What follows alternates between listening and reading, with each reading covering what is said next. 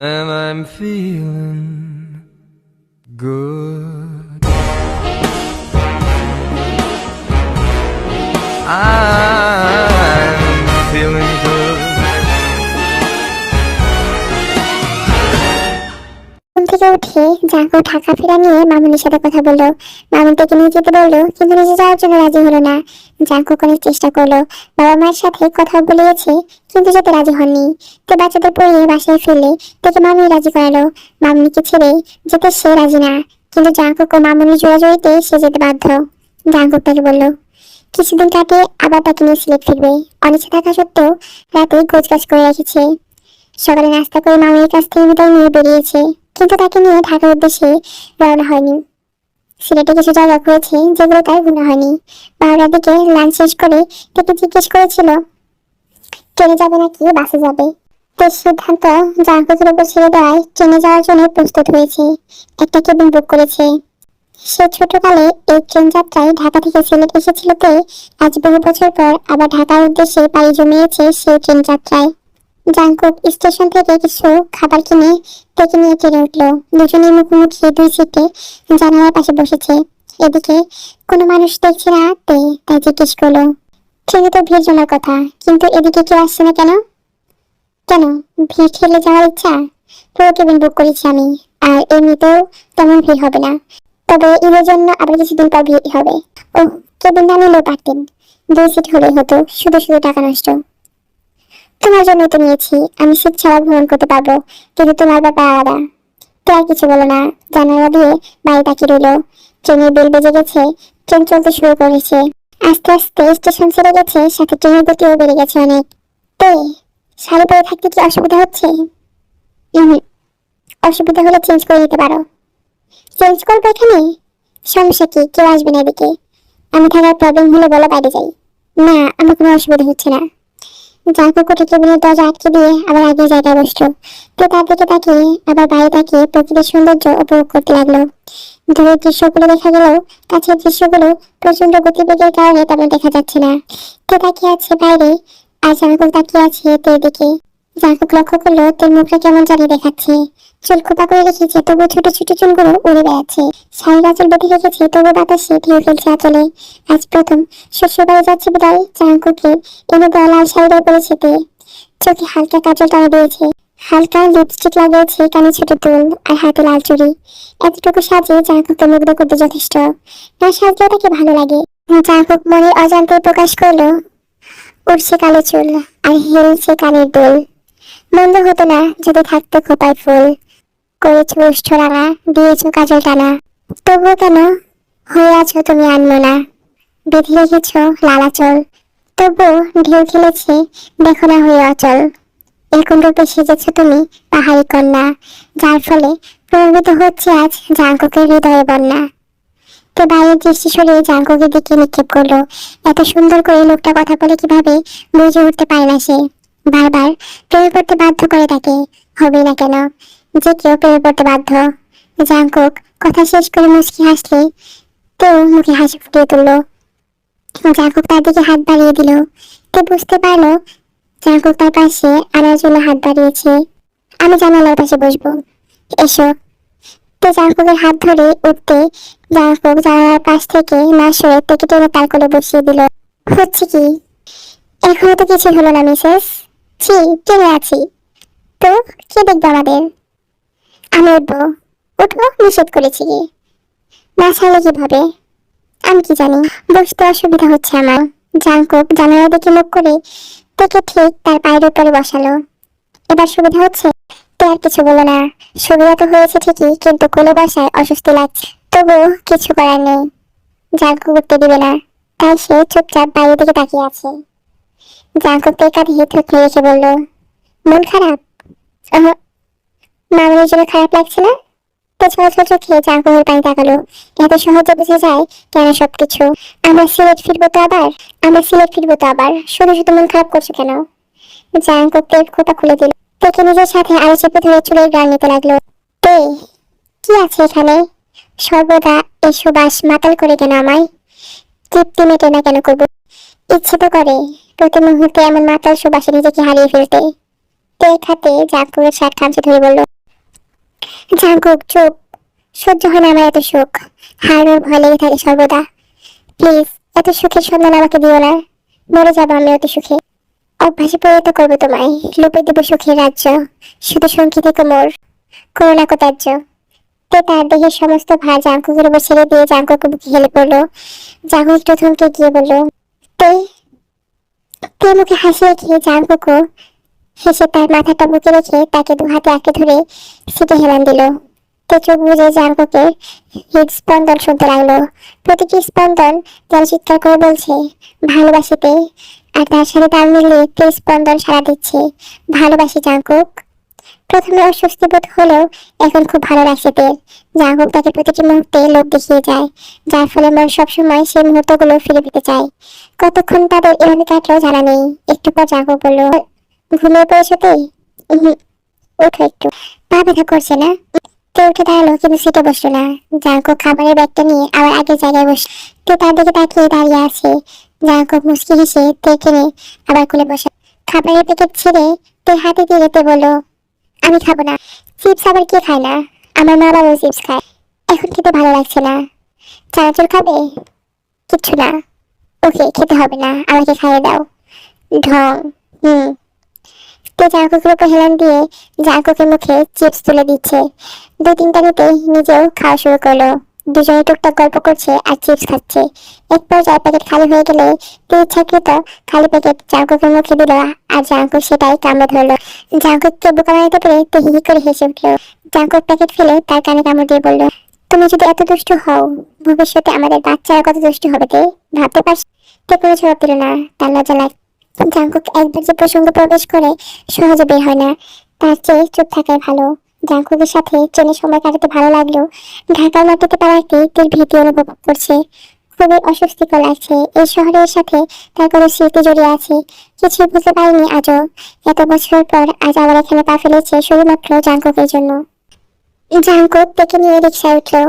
রাস্তা যত অতিক্রম হচ্ছে মনের ধুকপুকানি ততই বাড়ছে। নতুন পরিবেশে যাচ্ছে সে, শ্বশুর বাড়ির লোকজন কেমন হবে সেটা ভাবতেও পারছে না।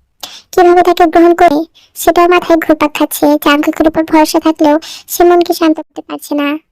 মাঝপথে আসতেই জাঙ্কুক বুঝতে পারছে তে নার্ভাস ফিল করছে। সাধ্যমতো চেষ্টা করছে তাকে স্বাভাবিক করার। জাঙ্কুক তাকে নিয়ে একটা বাড়ির সামনে নামলো। দোতলা বাড়িটা লাইটিং করা, সন্ধ্যা হতেই লাইট জ্বালিয়ে ফেলেছে। জাঙ্কুক ভাড়া দিয়ে ব্যাগ নিয়ে বলল, বাহ তারা কত, এর মাঝে লাইটিংও শেষ করে ফেলেছে। চলো। এটা কাদের বাড়ি? তোমার শ্বশুরের বাড়ি। লাইটিং কেন? তোমার শ্বশুরের আফসোস, ছেলের বিয়ের আয়োজন করতে পারলো না, তাই ভোপাতের আয়োজন করেছি পরশুদিন, আর এজন্যই তোমাকে নিয়ে আসা। কি এমন বিয়েতে ভোপাত? আমি তো আগে জানলে আসতামই না, এজন্যই তো তোমাকে আগে জানাইনি। কি হলো, দাঁড়িয়ে রইলে কেন? যাবো না আমি। হাতে ব্যাগ তো, কোলে নিয়ে কিভাবে? আশ্চর্য, আমি বলেছি নাকি কোলে নিতে? ভোপাত প্রোগ্রাম হলে আমি বাসায় যাবো না। যেতে হবেই, বাবা মা মেনে নিয়েছে এটাই বেশি। বাবার একটা শখ হয়েছে, এতে অন্তত আপত্তি করো না। জিমিন। জাঙ্কুক এখান থেকে জিমিনকে জোরে রাখলো। সাথে সাথে জিমিন দরজা খুলে ধরে বেরিয়ে এলো। ভাবি, এত দেরি হলো কেন তোমাদের? আমি সেই কখন থেকে বসে আছি। কেমন আছো তুমি?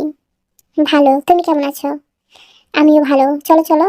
এই দাঁড়া, ব্যাগ নিয়ে যা। তোর ভাবি যেতে পারবে না, পায়ে ব্যথা। এই মিথ্যা কথা, আমার পায়ে ব্যথা নেই। ভাইয়া, পায়ে ব্যথা হলেও হেঁটে যেতে হবে বাবা বাসায়। উফ, বাবা আজ এই সময় বাসায়? বাড়িতে বউ আসবে, দেখবে না। ভাবি চলো। এই দাঁড়া। জাঙ্কুকের মাথায় ঘোমটা টেনে দিয়ে বলল, এবার নিয়ে যা। জিমিন হেসে তের সাথে নিয়ে যাচ্ছে, আর জাঙ্কুক তাদের পিছু পিছু যাচ্ছে ব্যাগ নিয়ে। দরজার সামনে এসে জিমিন চেঁচিয়ে উঠলো, আম্মা জান বরণ ডালা নিয়ে আসো। আম্মা জান বরণ ডালা নিয়ে আসবে নাকি বউ এমনিতে প্রবেশ করবে? তের ভেতরে ধুকপুকানি বেরিয়ে চলেছে। বারবার ঘুরে ঘুরে জাঙ্কুকের দিকে তাকাচ্ছে। জাঙ্কুকের মা গম্ভীর মুখ নিয়ে ছেলের বউকে বরণ করে ঘুরে তুললো। জাঙ্কুক ও তে দুজনেই বাবা মাকে সালাম করলো। বাবা কিছু সম্মানী দিল তের হাতে। বাবার মুখে তো হাসি লেগে আছে, কিন্তু মায়ের মুখ এমন গম্ভীর কেন? জাঙ্কুক বুঝতে পারছে না সেটা। জিমিন লক্ষ্য করেছে বিষয়টা। জাঙ্কুক জিমিনকে ইশারা জিজ্ঞেস করলো, জিমিনও ইশারার উত্তর দিয়ে দিল সে জানে না। বাবার রুমে যাওয়ার সম্মতি দিলে জিমিন থেকে নিয়ে জাঙ্কুকের রুমে গেল। জাঙ্কুকও ব্যাগ নিয়ে রুমে গেল। জিমিন কথায় খুঁই ফুটিয়ে যাচ্ছে। জাঙ্কুক তাকে থামিয়ে বলল, বাসায় আসতে না আসতে শুরু হয়ে গেছে তোর বকবকানি। ফ্রেশ হওয়ার জন্য সময় দিবি তো? সেটা তো দিবই, বিয়ে করে বউ পেয়েছো বলে দাপট দেখাও। তুমি বউ পেলে আমিও কিন্তু ভাবি পেয়েছি, সুতরাং জীবন হতে সাবধান থেকে বলে দিলাম। ভাবি তুমি ফ্রেশ হয়ে নাও। জীবন বেরিয়ে যেতেই জাঙ্কুক দরজা চাপিয়ে দিল, শার্ট খুলে বাথরুমের দিকে যেতে যেতে বলল, তে টাওয়াল নিয়ে আসো, গোসল করবো।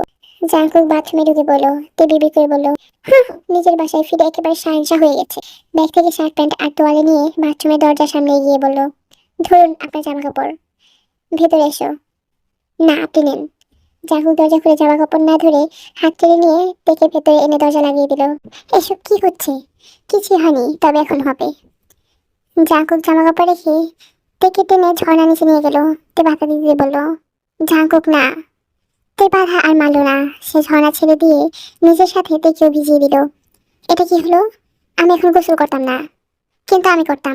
সকালে গোসল করে এসেছি। আমিও তো করেছি। সারাদিন জার্নি করে শরীরে ধুলাবালি লেগে আছে না, গোসল করলে ফ্রেশ লাগবে। জামা কাপড় নিয়ে আসিনি। সমস্যা কি, আমারটা পরে বের হবে। তুমি দেখছি গোসল করতে এসে শান্তি দিবে না। আসতে আসতে জিমিনের বাতাস পেয়ে গেছো, আরেকটা কথাও না। এখন আমাদের মাঝে প্রেমালাপ হবে আর গোসল হবে, এবারে কিছুই না। গোসল শেষে তে চুপচাপ দাঁড়িয়ে আছে। এমনিতেই ঠান্ডার দিন, এর মাঝে আবার রাতে ঠান্ডা পানিতে এতক্ষণ গোসল, শরীর কাঁপছে তার। জাঙ্কুক চেঞ্জ করে বেরিয়ে তে জামা কাপড় ব্যাগ থেকে বের করে দিয়ে এলো। রাতে খাওয়ার সময় নামজন চৌধুরী একটু আধটু কথা বলে তে সম্পর্কে জানলো। বাবার কথা জিজ্ঞেস করতেই বলল নেই। নেই বলতে বুঝে গেছে দুনিয়াতে নেই। কিন্তু জিন কিছুই বলল না। জাঙ্কুক জিমিন কিছুই বুঝতে পারছে না। খাওয়া শেষ হতেই জিন বলল, তে কিচেনে ঘুরে এসো। কেন এ কথা বলো কেউ বুঝলো না। তে কথা মতো কিচেনে ঘুরে ফিরে সবটা দেখে নিল। তারপর বেরিয়ে আসতেই জিন আবার বলল, দেখেছো ঠিক মতো? জি মা। এবার টেবিল থেকে সবকিছু নিয়ে যাও, ঠিকঠাক ভাবে রেখে এসো। মা, ঘরে আসতে না আসতে ভাবিকে কাজ করতে বলছো? ভাবি তোমার করতে হবে না, আমি করে দিচ্ছি। জিন চোখ রাঙিয়ে জিমিনকে বলল, তোকে বলেছি আমি, বাড়ির বউ কাজে হাত লাগাবে। বাড়িতে আজ এসেছে তো কি হয়েছে, বিয়ে তো আর আজ হয়নি। যাও রেখে এসো। মা, জাঙ্কুক অবাক হয়ে কিছু বলতে নিলে জিন থামিয়ে দিল। একটা কথা বলবি না কেউ, খুব কথা বলতে শিখে গেছিস মা বাবার উপর। জাঙ্কুক আর কিছু বলল না, মুখটা মলিন করে বসে রইল। জিমিন হতভম্ব হয়ে তাকিয়ে আছে। আর এদিকে জিম বলার সাথে সাথে তে চুপচাপ প্লেট উঠাতে লাগলো। খাবারে যা ছিল সব ঠিকঠাক মতো রেখে বাকি থালাবাটি সব ধুয়ে গুছিয়ে রাখলো। জিমিন দরজার সামনে দাঁড়িয়ে সবই দেখছে। তের কাজ শেষ হলে দরজার কাছে জিমকে দেখে জিজ্ঞেস করলো, মা এখন কি করব? জাঙ্কুকের বাবা একটু পর চা খাবে, পানি বসা। জাঙ্কুকের বাবা বলাতে একটু খারাপ লাগলো, কিন্তু কোনো প্রতিক্রিয়া দেখালো না। পাত্রের দিকে তাকিয়ে বুঝতে চেষ্টা করলো কোনটা চায়ের পাত্র। সঠিক পাত্রটা নিয়েই পানি বসালো চুলায়। জিনকে জিজ্ঞেস করে চিনি পরিমাণ জেনে নিল। বাকিটা নিজের ইচ্ছে মতোই করলো, সাথে এলাচি দিয়েছি। জিন ও নামজন চৌধুরীকে চা দিল। জিন কিছু বললো না, কিন্তু নামজন চৌধুরী অনেক প্রশংসা করলো। তে কিচেনে এসে চায়ের পাতিলও ধুয়ে পরিষ্কার করে রাখলো। আবার ড্রয়িং রুমে আসতেই জিমিন বলল, মা, তোমার কাজ শেষ হলে বলো ভাবিকে নিয়ে যাই। কোথায় নিয়ে যাবি? গল্প করব। কোনো গল্প হবে না, ঘুমাগি। তেকে উদ্দেশ্য করে বলল, বাড়ির বউদের সকাল সকাল ঘুম থেকে উঠতে হয়, এটা কি জানা আছে তোমার? জাঙ্কুক সোফায় বসা ছিল। মায়ের এমন সব কথাবার্তা শুনে সেখান থেকে উঠে হনহন করে নিজের রুমে চলে গেল।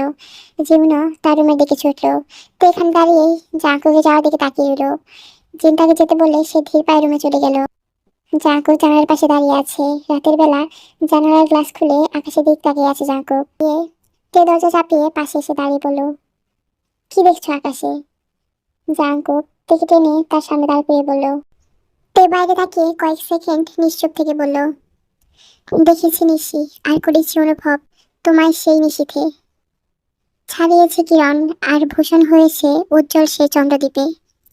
তের কথা শেষ হতেই জাঙ্কুকের মুখে হাসি ফুটে উঠল। তের সাথে আরো আবেগে মিশে বলল, মায়ের আচরণে রাগ করেছ? হুম। তে, মা মোটেও এমন, কিন্তু হঠাৎ এমন আচরণ করেছে কেন কিছুই বুঝতে পারছি না। মায়ের কাজে বাধা দেওয়া তোমার উচিত হয়নি। মা বলতেই পারে, ঘরের কাজ তো মেয়েরাই করে, আমি কাজ করতে নিষেধ করিনি। মায়ের কথা একটু অন্যরকম লাগছিলাম, তাই কিছু বলতে চেয়েছে। মা কিন্তু ভুল বলেনি, মা বাবার উপর কথা না বলাই শ্রেয়। আমরা অনেকে অনেককে জানলেও মা বাবার চেয়ে বেশি কিছু জানি না। আমার মাথায় বিলি কেটে দিবে একটু? মাথা ব্যথা করছে একটু? কারণ কি? সারাদিন জার্নি করেছি, আবার রাতে গোসল। খাটে যাও, আমি আসছি। কোথায় যাচ্ছ? বাসায় আছি। জাঙ্কুক বেরিয়ে গেল। কিন্তু তে সেই চন্দ্রপ্রদীপের দিকেই তাকিয়ে আছে, যার নিজের কোনো আলো নেই। সেও পৃথিবীতে আলোকিত করে রেখেছে। অন্ধকারও সে পথিককে পথের সন্ধান দেয়। জ্যোৎস্না মাখিয়ে শীতল করে রাখে ত্রিভুবন। কার না ভালো লাগে জ্যোৎস্না? কেনা ভালোবাসে চাঁদের স্নিগ্ধ আলো, কেনা চায় শশী রূপালী আলোতে নিজের রূপের সৌন্দর্য বৃদ্ধি করতে। সবই মহান আল্লাহ তাআলার চমকপ্রদ। সবকিছুতেই সম্পূর্ণ ভিন্ন মাধুর্য দিয়ে সৃষ্টি করেছেন এই জগৎ।